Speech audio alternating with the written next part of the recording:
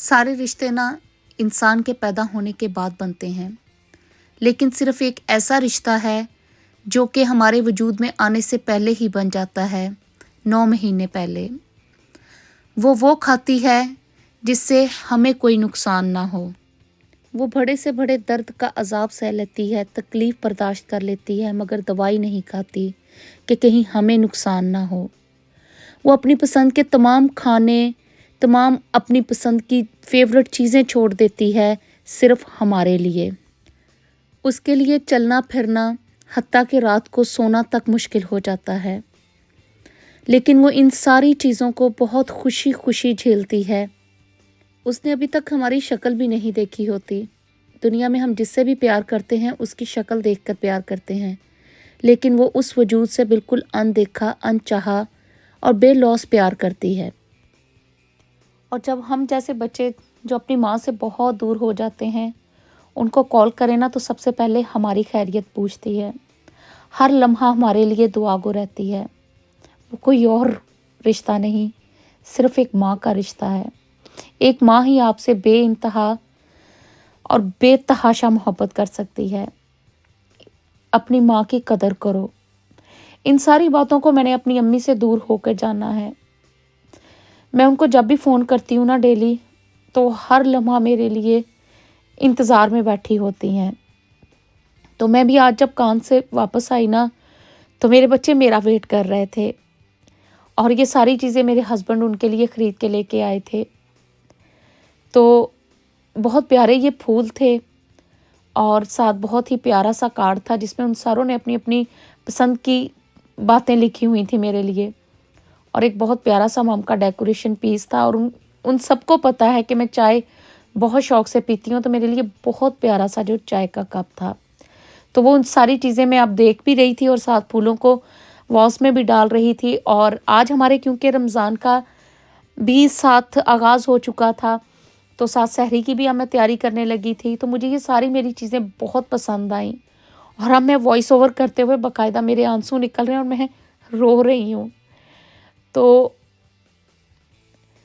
अब मैं नाश्ता बनाने लगी थी सहरी के लिए। हमारे घर में ये रिवाज है कि मैंने अपने बच्चों को सहरी में लाज़मी उठाना होता है। ये हमारी एक आदत है ताकि हमारे बच्चों को पता चल सके कि बेसिकली रोज़ा है क्या। तो अब मैंने जी उनके लिए बनाने थे ऑमलेट और पराठे, तो मैंने उनको कंबाइन कर दिया। मैंने कहा कि चलें आज बनाते हैं ऑमलेट वाला पराठा, बहुत मज़ेदार बनता है। तो उसके लिए मैंने टमाटर, हरी मिर्च और प्याज बिल्कुल बारीक बारीक सा आपने इन सारी चीज़ों को काट लेना है। डिपेंड करता है कि आपने कितनी क्वांटिटी के बनाने हैं। तो इन सारी चीज़ों को काटने के बाद अब मैंने एक बाउल में लिया है 2-3 चम्मच दूध। दूध के साथ एक ये है कि ये सारी जो हम नमक, मिर्च और हल्दी आप अपने टेस्ट से डालेंगे, इन सारे को पेस्ट बना लें ताकि ये जो गुठलियाँ वगैरह ना बन जाएँ। और दूसरा इससे ये होता है कि अंडा जो है वो बहुत फ्लफ़ी फ्लफ़ी सा बनता है। तो नमक, मिर्च वगैरह डाला है और उसके बाद मैंने ये जो प्याज और हरी मिर्चें, टमाटर काट के रखा हुआ था ये डालूँगी और इनको थोड़ा-सा मिक्स करूँगी और उसके बाद फिर हम डालेंगे अंडे और फिर उनको अच्छा सा करेंगे मिक्स।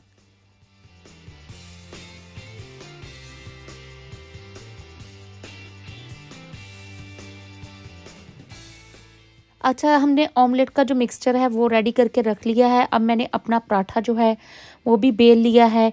एक पैन लिया है, उसमें मैंने थोड़ा-सा कुकिंग ऑयल डाल दिया और जैसे ही कुकिंग ऑयल गर्म होगा तो फिर हमारे पास जो अंडे का मिक्सचर है हमने पहले वो डाल देना है ऐसे। और इसको अच्छे से हम सारे मिक्सचर को ना पूरे पैन में फैला लेंगे ताकि सारे जो अंडे का मिक्सचर है वो सर्कल में फैल जाए। जी, अब देखें जी अंडे का जो मिक्सचर है वो अच्छे से अब डाल के फैला दिया था। अब इसके ऊपर मैंने जो पराठा है उसको अब थोड़ा-सा बड़ा करूँगी और इसके ऊपर फिर ऐसे ऑमलेट के ऊपर डाल दूँगी ताकि जो आटा है और जो अंडा है वो आपस में चिपक जाएँ। तो बस इसके ऊपर अब मैं हल्का-हल्का ऑयल डालूँगी और जैसे ही अंडा नीचे से थोड़ा-सा सख्त होने लगेगा, पकने लगेगा, तो फिर हमने इसकी जो साइड है वो चेंज कर देनी है बिल्कुल एहतियात से ऐसे।